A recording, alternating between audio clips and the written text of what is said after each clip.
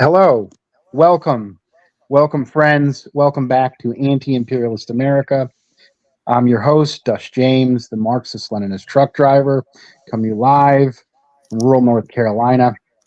Um, we're here in inspiring times. We're inspired by the fearless, courageous, powerful uprising of the Palestinian people and their fight for national liberation. After decades and decades of the harshest treatment in human history, and done by the government that claims to represent the people within the United States.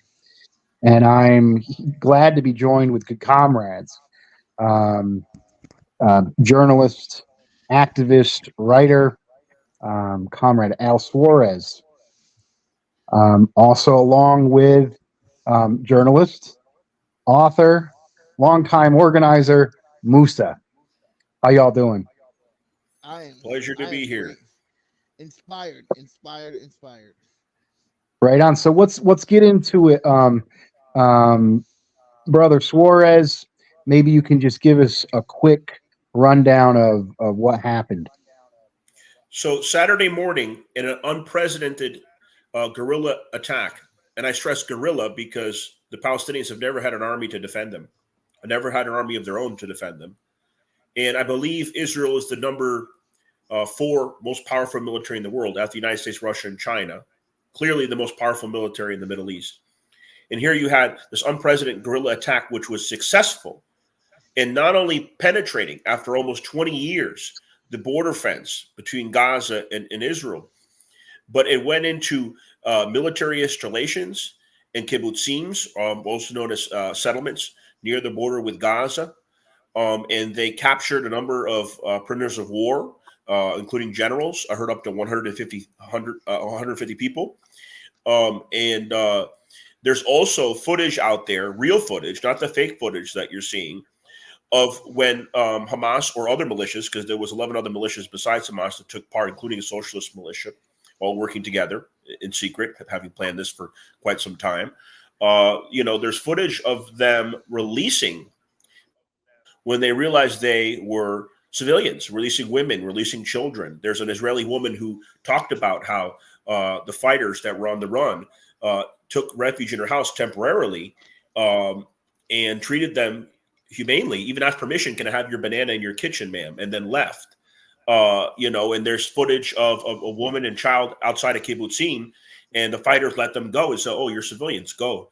And also, it's important to understand the context because it's hard within Israeli society to distinguish between a civilian and a military person because they draft all Israeli Jews, women and men that are of age. They even draft what they call Israeli Arab Christians, which are just historic Palestinian Christians, and they try to divide them from the Muslim community there.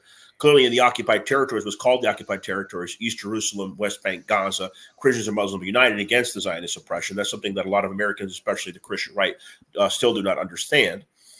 But, so you have so many within the society that are drafted, that are armed. So it's hard for these fighters in the midst of this rapid action of entering Israel and returning to Gaza for the symbolic resistance to distinguish between the two.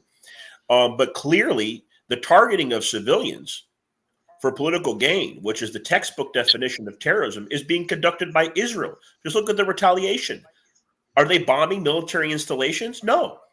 They're bombing in mass apartment complexes, civilian structures, hospitals, mosques, churches in Gaza.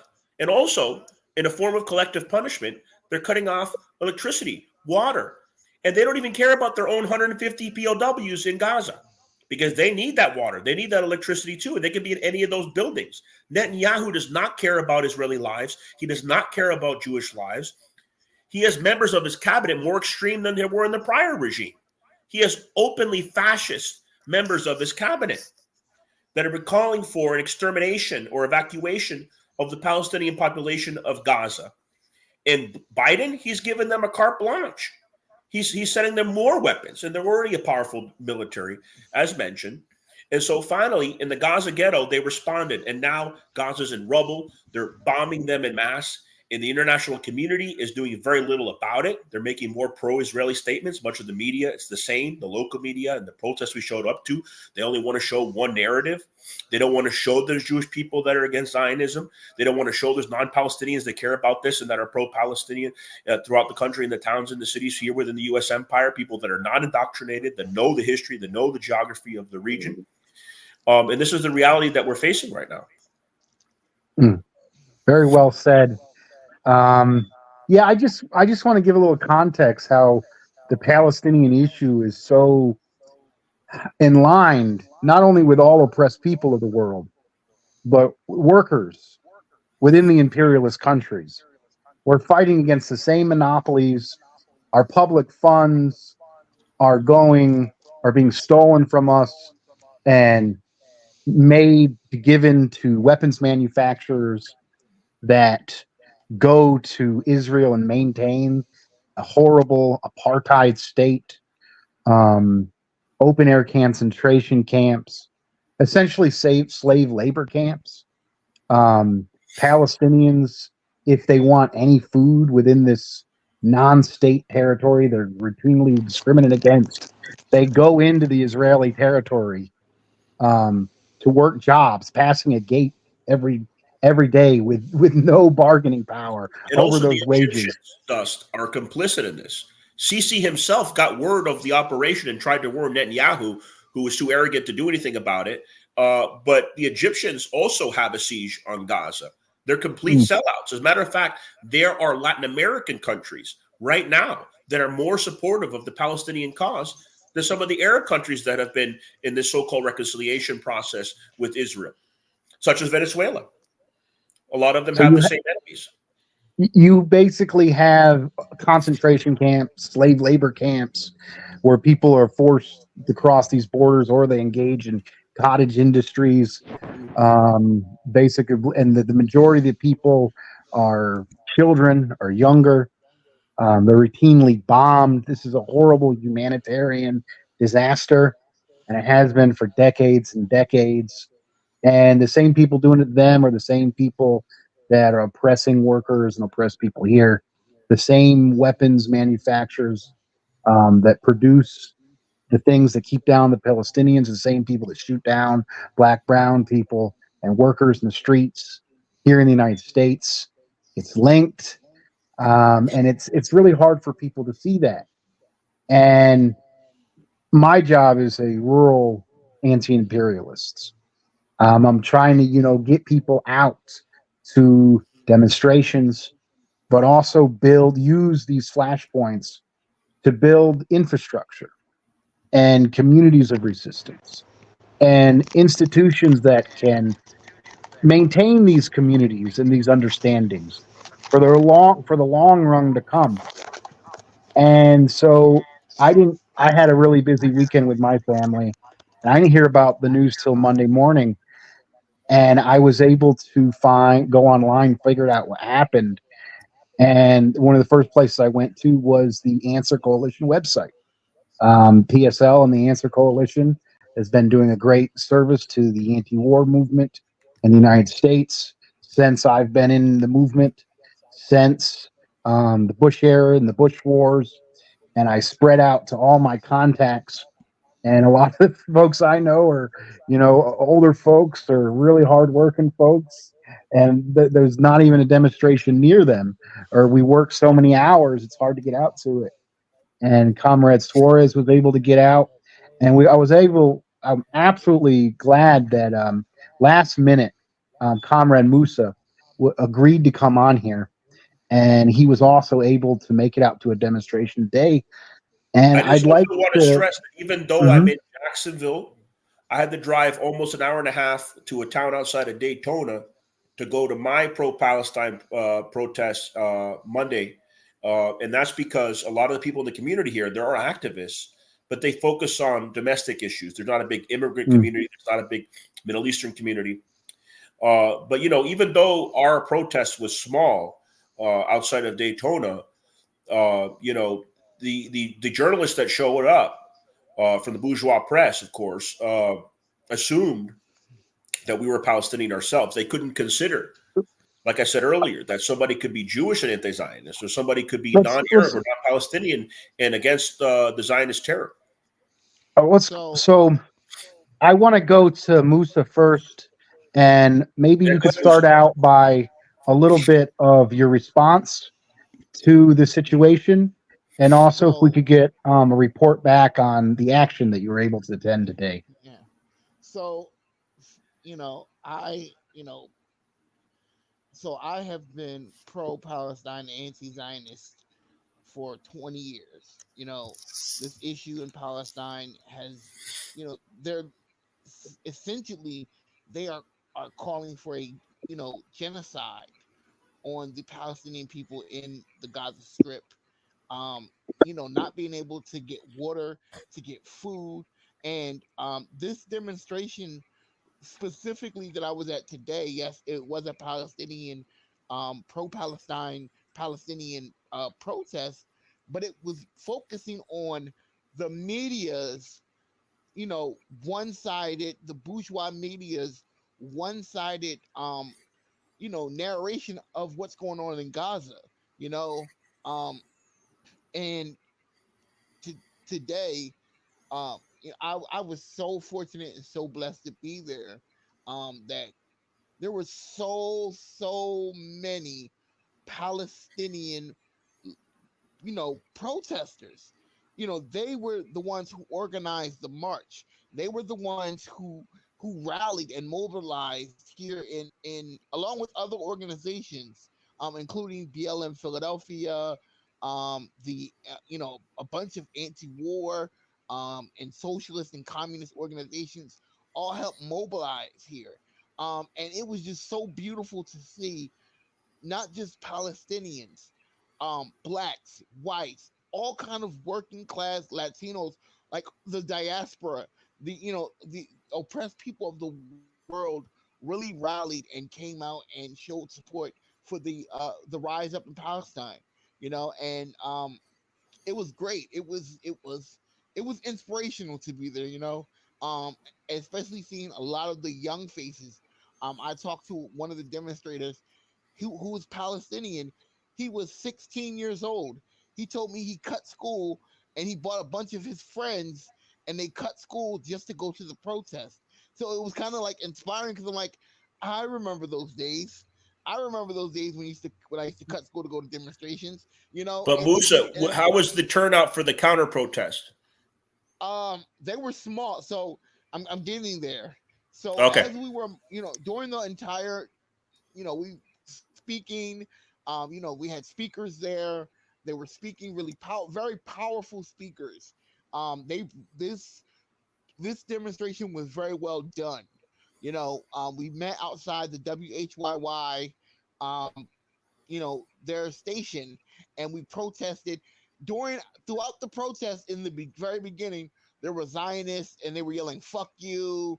And so when we started to march, mind you, the Israeli, the Zionist, the pro-Zionist, they were holding a demonstration near the federal court here in Philadelphia, in the U.S. in front of the U.S. Federal Court House here in downtown Philadelphia.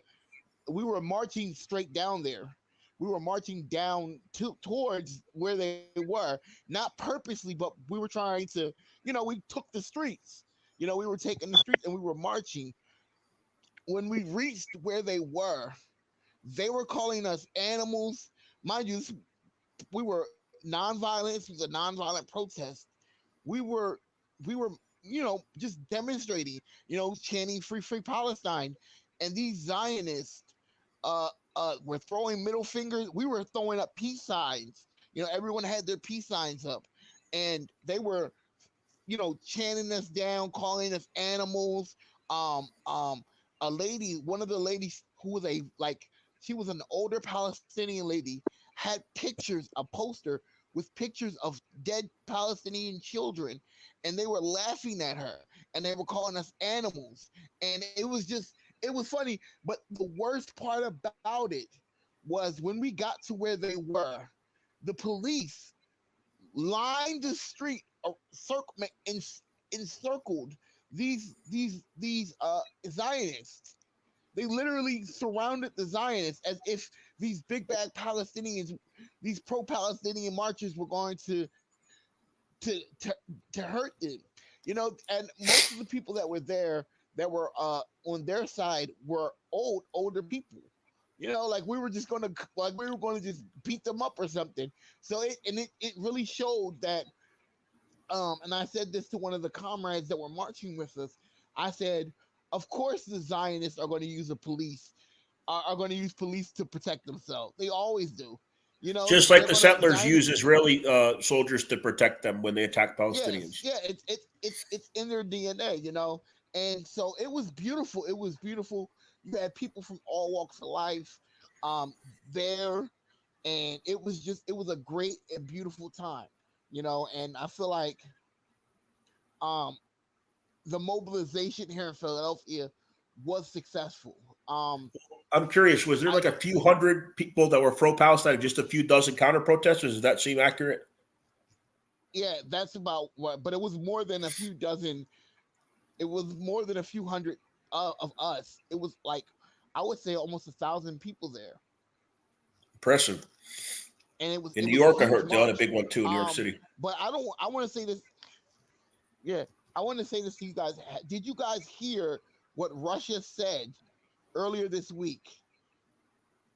That Well, if yeah. America supports Israel, then Russia is going to support Palestine. So Mm. Well, what I literally, did, I didn't hear that, but racing what I to, did hear, and I posted it today, is Putin announced that he's blaming U.S. foreign policy for this conflict. of course, And I think yeah, he of is course, correct. but he, And you see that also with the yeah, U.S. response. The U.S. is not calling for yeah. a ceasefire, nor in Ukraine, nor in Palestine. The U.S. ultimately is on the side of the bloodshed and continuing the conflict to serve the armaments industry, right? To continue to send Yeah. weapons and so-called aid to these regions. So it's Let's funny see, because before, Russia has um is in has alliance with has has treaties with both Russia. I mean, Russia has treaties with China, North Korea, and Iran, and they're trying to blame the Iranian people, saying that they were complicit in this attack. And another thing I want people to understand too, um, you know, one of the things that we always are that even myself. So today, before I went to the march, I called my old English teacher to tell her about the book, and I told her that I was going to this pro-Palestine march, and the first thing that she said was, "Oh, you're supporting Hamas?" Like, and I had to catch her and say, "Wait a minute, why are you? That is very extreme to say." I said, "No, I am not supporting Hamas. I understand why Hamas exists.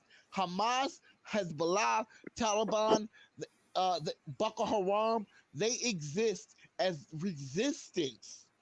They were, if someone was in your house for 100 something years, and you were, and they were occupying your house, how would you feel?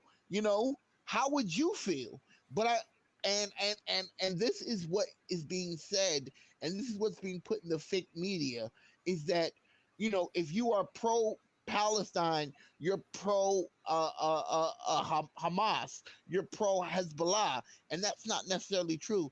I am anti-genocide. I am anti-colonialism. I'm anti-imperialism. That's it.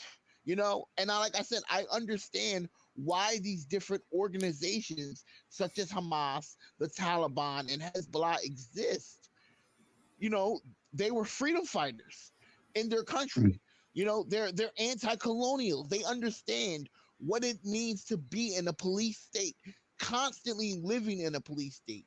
And one more thing I want to say, too, is that one of the things that really came out of this was the connection between the black and brown struggle and the Palestinian struggle. There were a lot of Malcolm X quotes. There was a lot of, Chairman Fred Hampton quotes.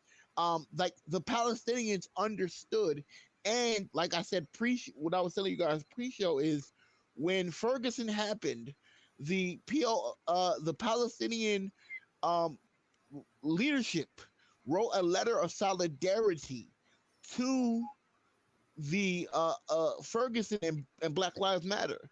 So I always thought that was amazing, that they understand that oppression is oppression is oppression, and that we as oppressed people, from all over the world have a common enemy, and that is colonialism. That is the that is the colonialism. We all have a common enemy. Well, I just want to add on. Very powerful. I want to do just a follow up. Well, Go ahead. maybe I can give kind of like some of my history, some of my further history on this, and then I got a good question for Musa.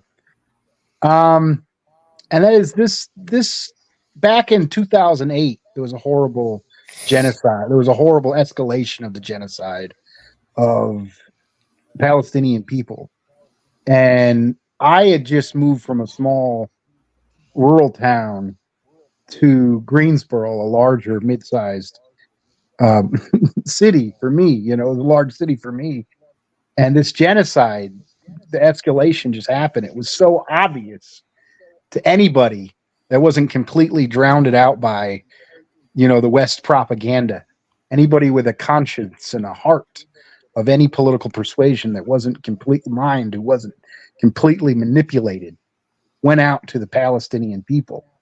And I saw the spontaneous demonstrations from the Palestinian community, which there is in Greensboro, along with the anti-war community, civil rights leaders, all came out to speak at various rallies, and I've seen it happen more recently and a few times throughout my years as an activist. And I think this issue was so clear, and I was, a young socialist, anti-war generally, and this was so clear to people. And there was so many more people out to this demonstration around Palestine than there was of the ones about the other wars, and other economic issues at the time. Actually, there was more stuff around Palestine than there was some of the other anti-war and economic stuff at the time. So what I tried to do is I was trying to get people from that, to work together with the other issues. And I went to a demonstration. I said, well, if they're lying to you about this, and it was clear it was a lie, what else are they lying to you about? But I think the bigger Absolutely. point is I would like to see some of these moments where there's interest, where there's mobilization, where there's people coming together.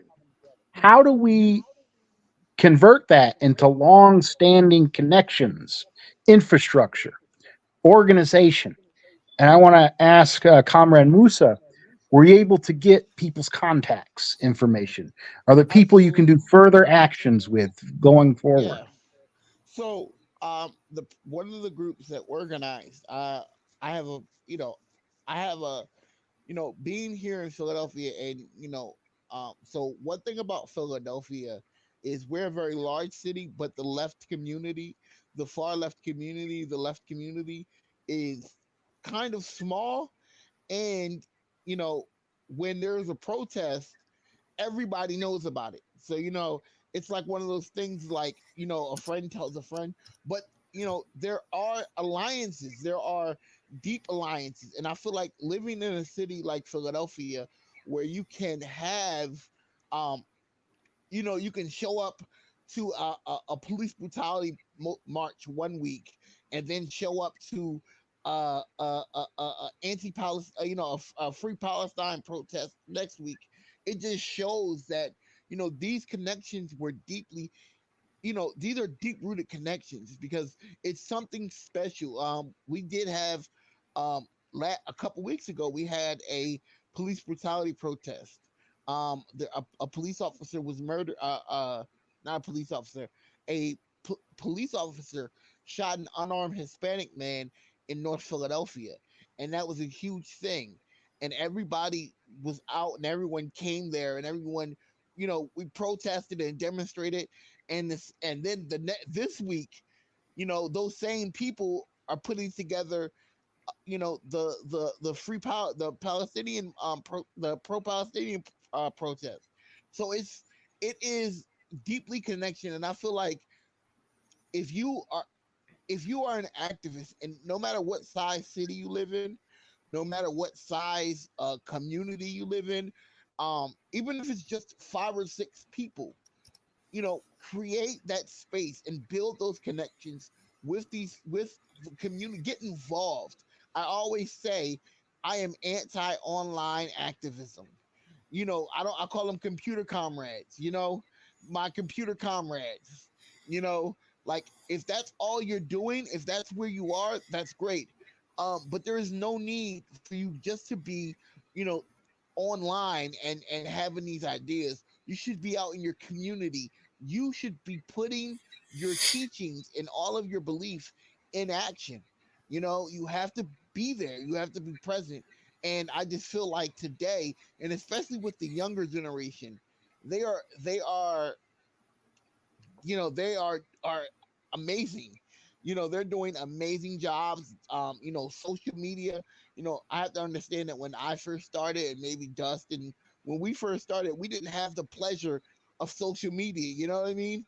When we organized word of mouth, where these generation of protest activists and organizers, they're able to organize a march in a matter of 20 minutes.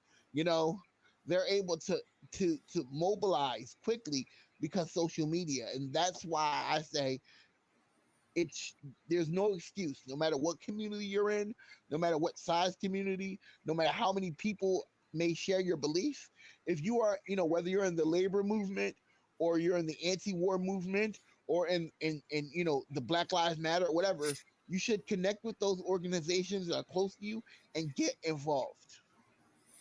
I wanted to add on to something that Musa mentioned earlier. He mentioned Hezbollah and other groups.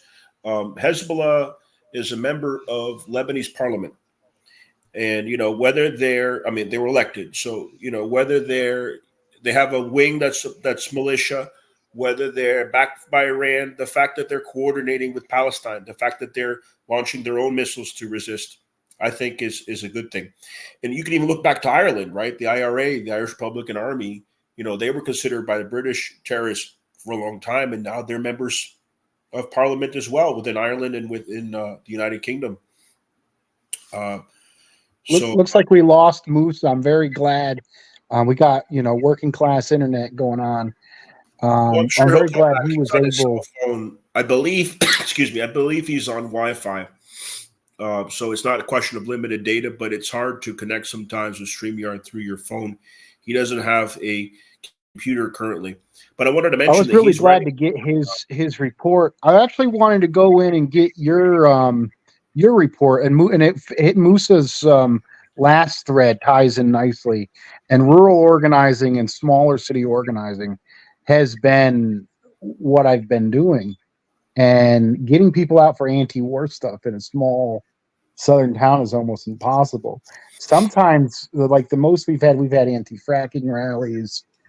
We were able to get people out when Black Lives Matter first started. We were able to pressure the NAACP to come out in support of Trayvon Martin, and that was I know I'm showing my age here, but I mean, for just a word of advice to folks from the rural areas, don't get discouraged. Like, let's say you want to do an event. Moose is asking something in the chat. He Okay. might not see the response. Oh, here we I don't know go. how familiar he is with. I got him back. He's back with us. Okay, There we go. back. Yeah, okay. Yeah. So I'm saying is, turn the camera on, Musa. No, he doesn't need the camera. Are you with us? Well, he said he wanted to show his camera. Okay. No. Okay, we can see you, Conrad. Thanks for coming back. So you can see a little better. So I just wanted to give a message out to the rural comrades, to the young comrades, to people who are inexperienced in organizing. If you try to hold an event and you put up as much as you can and no one comes to it, don't get discouraged. I've done it. But the whole idea of having a demonstration is showing that you have power. But if you don't have any power, the whole idea of having a demonstration is to build power. How do you build the power? You build the power through the people, through the connections, through the relationships.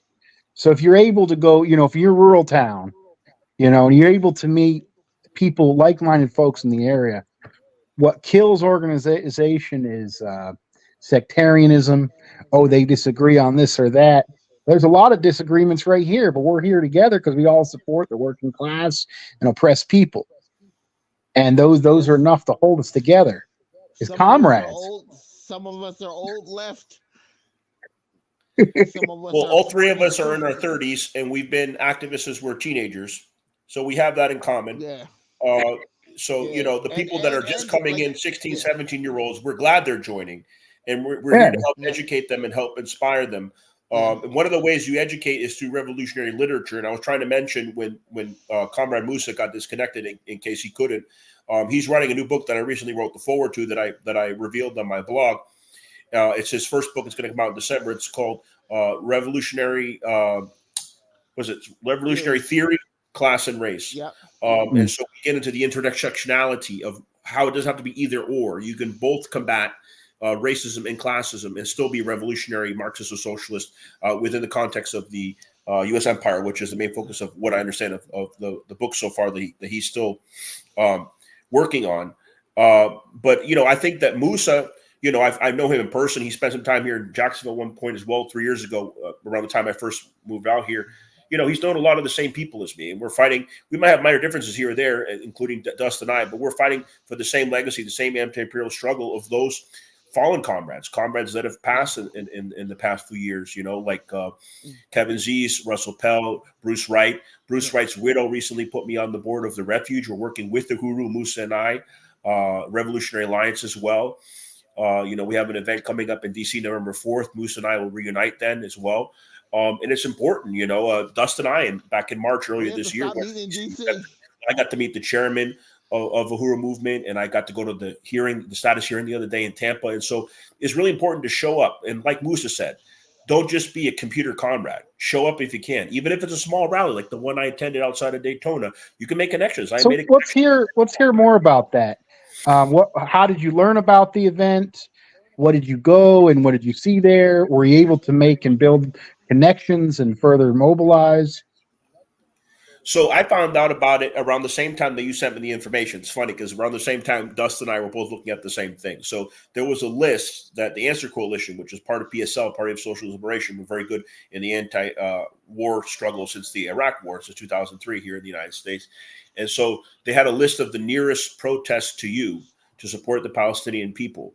And the nearest one was about an hour and a half drive to me from where I'm at in a town outside of Daytona. And unfortunately, it was just me and the co-organizer, but there was only one counter-protester. There were several journalists that showed up. And of course, they cut out everything I said because I know how to talk to the media. I have a background in communications and public relations. I'm on the public relations committee for Huru. So I had my strict talking points, cited international law. They completely took it out of the report. The co-organizer, God bless his soul, he said a lot of great things. They only put in his little slip up. And all he was saying in his little slip up, which actually might benefit him because he's trying to do another rally on Friday, he said, why isn't there nobody here? So he was complaining that we didn't have enough comrades out there for that first event he was organizing there. That's the only thing they put in. Then the only other things they showed me in my shirt at least, right? I had the Huru shirt again to show Huru supporting the Palestinian cause, but they were showing the Zionist view. They had another Zionist rally they didn't even know about in another part of the town, I guess earlier that day. And so this Zionist counter-protester, when I went to go park my car so it wouldn't get towed, I wasn't sure where to park. I wasn't familiar with the area. When I was walking back, the light took forever. So I said, you know what? I'm not going to let this Zionist intimidate me. So I didn't go to confront him. I went across the street so I could go back over to where the co-organizer was. He goes by Daytona Slim. He's busy today, but I'd love to interview him. But anyways, there's a journalist there, Spanish journalist, actually, Spanish-speaking journalist, and he starts to confront me. And none of this gets out in the media, but he starts yelling. He notices that I have a Free Alex Saab hat on with a Venezuelan flag. And he starts yelling at me, comunista. Apparently the Zionists could speak Spanish. And like I said earlier, same enemies, right? So these Zionists hate Venezuela because of their support for the Arab cause for a long time. So when he tells me that, I respond like, eso es un insulto? Like, that's supposed to be an insult because you're calling me a communist? I don't care if you call me a communist. And so Later, the Spanish journalist comes over across the street and interviews me and the other gentleman. None of that got out. The only thing that got out was when the American journalists were interviewing the co-organizer alongside me, and he said at one point, we wish more people came out. So that's what they do. They want to show things a certain way, but we have our own media. We have social media, as Comrade Musa mentioned, and we can show in our own protests in towns and in cities like in Philadelphia, where he's located, that there are plenty of people that are not going to be brainwashed by the so-called mainstream media and not going to follow the Zionist or pro-Zionist narrative. Oh, So you were able my to. phone died. What's that? My phone died. I can still hear you, though. Your phone's on. You wanted to add something, comrade? No. Okay. Okay. So you were able to meet up with the contact. You were able to learn that. Well, first of all, the media is our enemy. Yes. And we know this. Bourgeois Even press, even this platform we're using right now. Only reason we're not shut down because we got a few people listening to us. We can fly a little bit under the radar if we have thousands of people with a few people listening. We can use the enemy's platform against them. The more people we have doing this, the better. But you were able to make the contact in Daytona, and you said he's organizing another event coming up. And also, him and I are planning a peace rally in St. Augustine, which is the middle point between Daytona and Jacksonville, only about 45 minutes from here. And that peace rally is going to be for both peace in Ukraine and Palestine. But guess what? People are so brainwashed. We're prepared for a counter protest because people are so brainwashed. If you just call for peace in Ukraine now, you have to come from a pro-Putin position. According to these indoctrinated people. But that's what we're in favor of: diplomacy, peace. And Dust, you and I have made remarks about how this military operation that Russia's conducting in Ukraine could be a positive to fight fascism, to defeat NATO expansion. But at the same time, we want peace. We want there to be some diplomatic solution. It'd probably be more beneficial to Russia because those areas where people have voted to rejoin Russia, and their democratic rights need to be respected. These people that were bombed in Ukraine, not to get too off topic, but these were occupied people that were occupied by the Ukrainian regime that were bombing them, trying to get them out, ethnic cleanse them like the Palestinians for 8 years prior to any Russian troops entering the country. But this is the contradictions, right? The West now is saying, we have to support the occupied Ukrainians. What about the occupied Palestinians? What about those oppressed people? They don't match your religion. They don't match your color of skin. And there's plenty of Palestinian Christians as well that are suffering under this oppression, as mentioned earlier. That's a good point. I wish Musa could come back. I wish maybe he could have said something right before. I think he said something about trying to charge his phone. I think he was looking for a charger. Yeah, but it was our privilege to have him on here and have that update from Comrade. I forgot Musa. to mention, we're also fighting for the legacy of Marty Droll. He was a comrade that passed away a few years ago in mysterious circumstances in Philly, who was a comrade of Musa's and myself, who I met in person a couple of times. And, just like you, Dust, Musa started, his revolutionary activism as a teenager. He's in his 30s now. And, we're welcoming in these rallies that we go to the young people. We want more young people, 17, 18, 19-year-olds, teenagers, to join the struggle as well, and just hope that they're open to learning from our wisdom, right? Because, at that age, a lot of times you think you know it all. But there's plenty of good and humble young people that join the sacred cause of the Palestinians. The cause is always sacred when it's for an oppressed people. And I love to see this urban-rural solidarity. We have different organizing conditions and different peoples of different consciousness, and we're going to need different strategies, but it's the same fight. From urban, suburban, Can I mention this thing to the various communities. Yeah, go ahead. Because last time we talked, not last time we talk all the time. Last time you interviewed me on this program was a year ago, and this wasn't published yet. So I just want to show this. It's finally out. It's been out a couple months now. Spanish translation should be out soon. So finally completed. If you haven't heard about it, it's my second fiction ever. I've written 16 books. This is another alternative history. It's called If Che Won. And it goes into what it would be like if Che was victorious in Bolivia. Would he go into Peru? Would he go into Argentina? What would the implications be for the rest of South America? Would it turned out like the Condor years with the fascist regimes in the 70s, post late 1960s when Che was assassinated? How would the scenario have looked different? So that's what that's book about, and that's the hard copy that I just showed. But yeah, as I mentioned earlier, revolutionary literature, inspiring people through activism. This is important, but we shouldn't just remain computer comrades, like Musa said. We need to go out. We need to see each other face to face. You and I, Dust, we organized, the anti-imperialist event in Gainesville, Florida. We would have liked to see more comrades, but we're keep fighting. We went and we networked with people in the March 18th in DC, right? The 20th anniversary of the war in Iraq, and the Answer Coalition and others. Oh yeah, something I want to mention as well.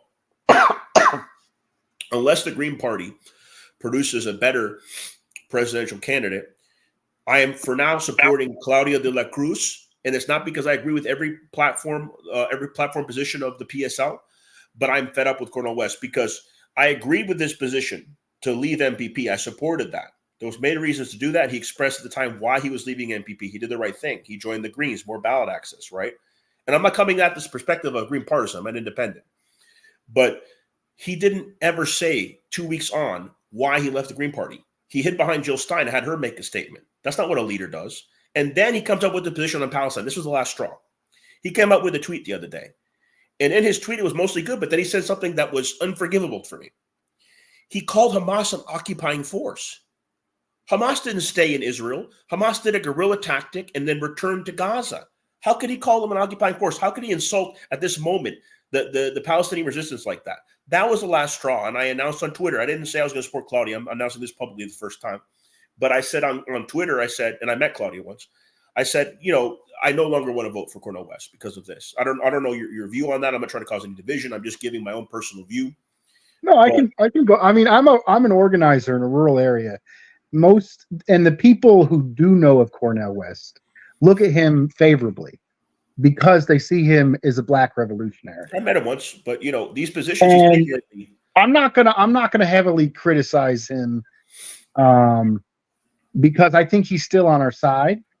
He's not. He's left the Democratic Party, which is good for him. He's always been a left. He's never been like a communist. He's worked with the Panthers. He's never been a communist revolutionary. But he's never been fully radical. The Green Party has always been at least a big coalition left of the Democrats. Cornel West was saying we should support Biden against Trump's fascism. 4 years ago. He changed his mind on that. He wanted to run all the states that he could. He doesn't take. And he's more DSA ally. It is what it is. I would have liked him to run on the Green Party because I think the infrastructure is far more than how many. We want votes, but I think the long-standing independent political infrastructure of the Green Party, which is the biggest left of center party that is welcoming to revolutionary people like a Jamu Baraka and others. Sherry Ankala, when she ran with Jill the first time, she was to the left of Jill. She had very good positions. I know her. By the way, Musa's writing in the chat again that he's back. So hopefully his camera, his lights are on and everything. There we go. So, I'm not big on electoral work. I think building community organization, local power, and the grassroots is most important. But as far as electoral, the building any big tent infrastructure left of center is most important to me. So I'm going to support my local Green Party, and most likely, as long as their candidate is acceptable, then I'm going to support them. They've been coming after Greens terrible in North Carolina with these new laws. Yeah. The Democratic judges throw them off the ballot all the time. We only got on the ballot once in North Carolina. The only party left of center got on the ballot 1 year before it got thrown off. One election, I had the opportunity to vote for anybody. Musa's trying to talk. He has some issues with the camera. Yeah, go ahead. Yeah. I can't hear him. I was going to say, Dust. Well, what do you consider? Can you hear me? I can now. Yeah. Can y'all hear me? Yeah. Yeah, we hear you. Go ahead. Say, well, Dust, what do you consider acceptable? You said that you would vote for a Green. So about Cornel West. Well, I'll tell you what's acceptable. If Jamu Baraka decided to run as president of the Greens, I love a John Moore. I would totally back him over Claudia, but for now, that's the one I'm backing. I mean, if Cornel West was still to run for Greens, even though he said this horrible stuff about the Palestinian resistance, I'd probably still vote for him. Well, I'd still be just critical because it builds that saying infrastructure left of center. Right. I think it's horribly wrong. I mean, I feel like out of all the Green candidates that have run, yeah, I can say out of all the candidates that have ran for president in general from the Green Party, I feel that Cornel might have been the most radical out of all of them. Yeah. I supported Jill Stein. I think that the only VPs, because I supported Sherry Hunker. The VP, Let him finish. Go ahead. The vice presidential candidate are always more radical. Yeah, they tend to be more radical, the VPs. Yeah. And that's why I continue to support the Green Party. Ran for president. Yeah, but they're not going to win. And they're not. It's all about building infrastructure. It's all about building the large, big a tent as possible, and make as much connections and build as much power as possible. That's left of the duopoly. That's the entire purpose. It's a very limited. Like, people put all their political eggs in the electoral campaign, like that's all we can do. And who you vote for president is all your political message. When that's a very limited project. Electoral politics is an afterthought to me. I think we should really be focusing on the grassroots and building within our community and spreading revolutionary understanding. For president, true, and I completely understand that, and I agree with that sentiment. But I also feel like if you are going to run for president and you are saying that I'm a more radical option than the Democratic or the for example, I would never vote for any candidate that ran from the CPA. CPUSA, if they ever put up a candidate, I would never vote for them because I know that they're nothing more than a Democratic Ponzi. You know what I mean? Comrade Musa, what do you think of Bobby Kennedy Jr.'s Green Party has always ran against the Democratic candidate. I mean, Green Party's always been anti. Well, I asked Musa something. I don't know if you heard me. I was saying, what do you think, Musa, of Bobby Kennedy Jr. running as an independent now? Bobby Kennedy? Yeah. I feel like for the same reason why I don't feel that first of all, I never supported Cornel West leaving the Green Party. I never supported that because I feel like with the Green Party, it gave you a platform and it gave him ballot exposure. And that's the same thing with Bobby Kennedy. First of all, Bobby Kennedy is really sounding like that one old grandpop that is holding on to some of his views I can't agree with. I mean, right. I can't agree with Bobby Kennedy, some of Bobby Kennedy's views, but again, for the same reason why Cornel West failed, really, I don't think that Bobby should have ever left the Democratic Party because, I mean, at least you were giving Democrats some other candidate than old man Biden. You know what I mean? I mean, Jake Uyghur, that guy from Young Turks, he's running with the Dems now against Biden. This guy really? I've completely given up hope on the Democratic Party. I mean, I didn't even vote for Sanders in the primary. I voted in the Green primary because Sanders I was is like arresting peaceful protesters, comrades of mine, for quoting him, for showing up in his office with coat paint. No, but RFK Jr. is an open Zion. Bernie has sold out. Not only showing up to his office, but showing up to office with quotes that he his own quotes spoke. Those quotes were his quotes. He was anti-imperialist. I am very so for two reasons. I gave up on Sanders. One, some of the stuff that he said about Cornel West, I can't support. And two, why we used to always say that Bernie Sanders was the most radical out of all of the Democrats.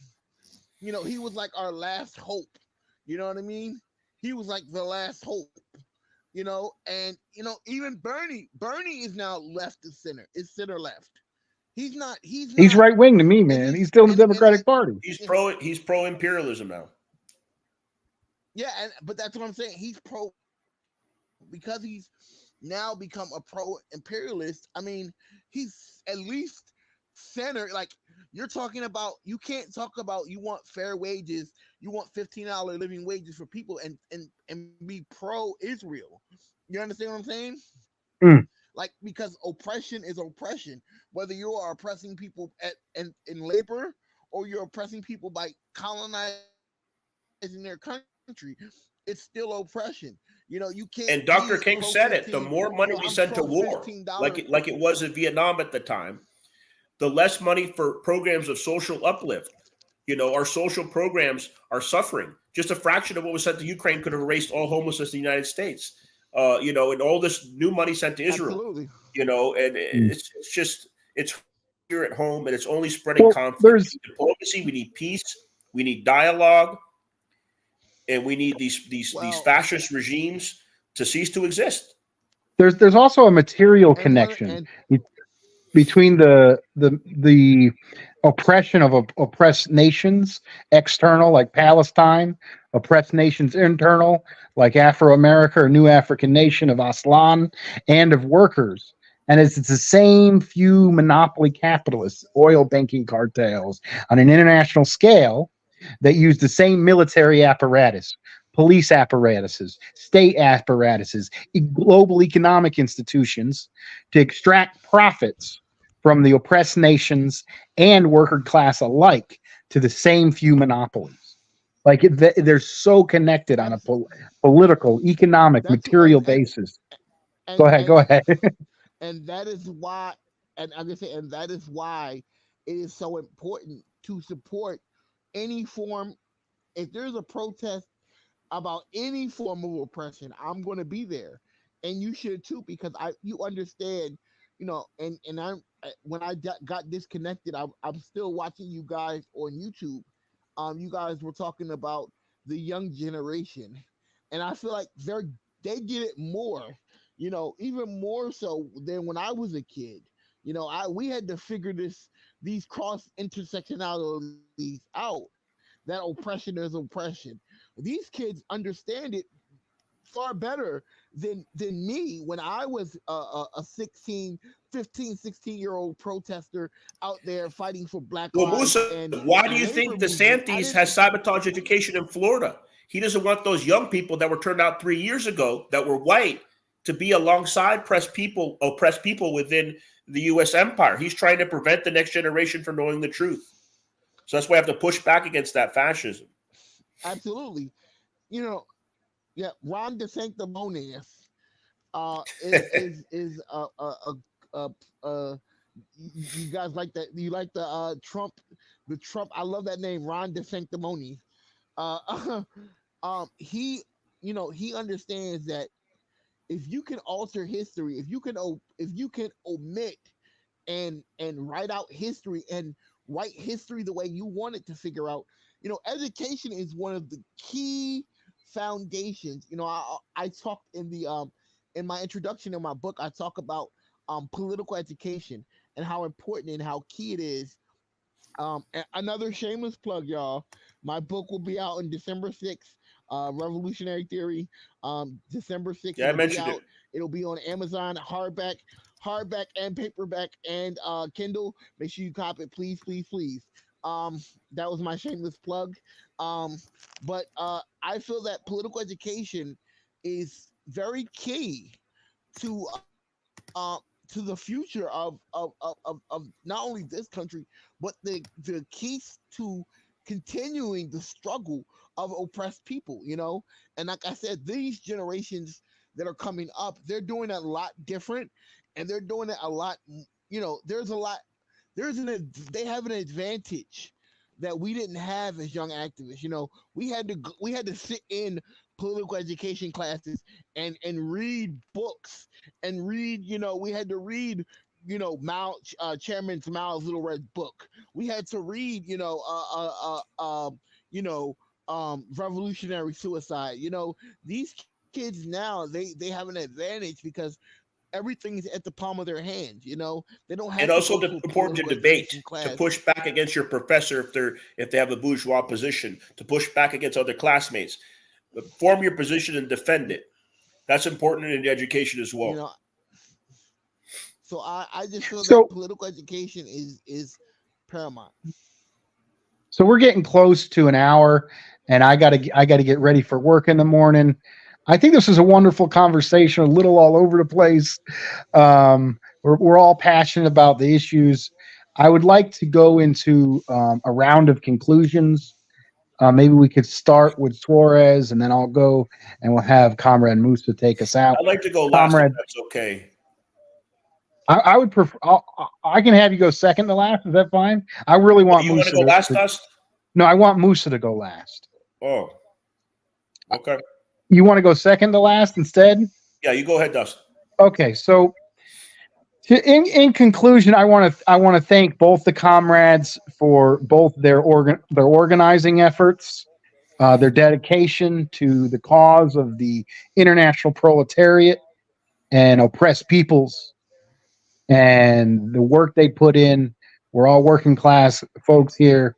We're taking out times out of our busy lives to dedicate a little bit of effort to make this world a better place, from the sincerity of our heart. Like that's what we're doing here. We ain't getting none off this.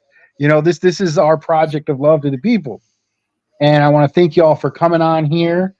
And I want to thank y'all for putting the knowledge out there. And if I got to say something to folks out there listening, it is to get involved in any way possible. If all you can do is, if you're like me and you work 60, 70 hours a week, you got a mortgage and a family and all kinds of stuff going on, and the only thing you can do is online, make a Facebook group, make a chat group, check up on people, make a contact list, do a YouTube show, get your voice out there, talk about stuff, learn stuff. If you're able Write to a go out book. the demonstration, you're able to build organizations on the local level, be able to just keep contacts, maintain those contacts, build relationships and organizations for the long haul, coming forward. This isn't going to be over with one campaign. This ain't going to be over with one protest event, one spontaneous event. We're lifelong comrades in a lifelong struggle. Let's see, Comrade Suarez. Let me get a conclusion. Yes, I want to uh, give my farewell to the program. Giving my revolutionary salutations to my fellow comrades who are part of the Uhuru movement. This is the most important movement I've been a part of. Uh, as I mentioned earlier, I'm part of the Public Relations Committee. I plan to join them in November in DC. And, I've been an activist for over 20 years. And the potential for them to grow is so big. We need more comrades out there. They have a lot of potential. They've been around in this country, in this empire for half a century. The prosecution that I witnessed at the status hearing, for example, in Tampa, made claims that they were trying to divide the country on the behalf of a foreign power, which is ridiculous, absurd. And if anything, they're for unity, uniting all people, white and non-white, against oppression. And we need to get behind the anti-Zionist struggle, build coalitions with Uhuru, build the Revolutionary Alliance, and build the vanguard for future generations. That'll include future workshops, future campsites, future marches, not just in DC, not just in the imperial capital, in the towns and the cities throughout this nation. The oppressed and the non-oppressed together, hand in hand, fighting for that new society, fighting to end the imperial foreign policy that is destroying this nation, that is taking food from our children. It needs to stop. Let's see, Comrade Musa, you take us out, brother. Well, first I want to thank Dust for having me and Alex Suarez for being here. Like I said, these are two comrades that you know, I've known Suarez, I feel like, for a lifetime. Um, we're all, no matter what we believe or what we, our disagreements, we all understand that every one of us have a common enemy, and that is imperialism, and that is, and the only way out is through international proletarian fight.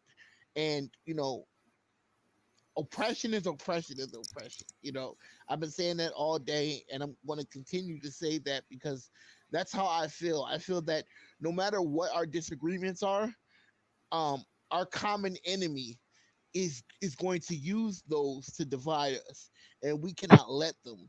We have to unite in the international proletariat struggle, and we have to unify and organize. Now more than ever, we need to be more organized. We need to be out there in the street. We need to make our voices heard. We need to fight. You know, um, One of the things that came out today in this protest that really touched my heart was that you see it's going to take a rainbow coalition. It's not just Palestinians, not just blacks, not just brown, not just non-white people. It's going to take every one of us, and every one of us, because we are not free until we are all free. We are not free until we are all free. So I feel that it's just another great revolutionary day, and again, the book comes out December 6th. uh, uh, it will be on Amazon, hardback, hardcover, paperback, and in Kindle. The name of the book is Revolutionary Theory. Politically educate yourself, and do that by buying my book. Huru. All right, thank you. Another shameless plug. All right, let's go ahead and end it. We do the chant every time. Everybody raise their fist. Repeat after me. All power to the people. All power to the people. All power to the people. Thank you. I Right am on. revolutionary. All right.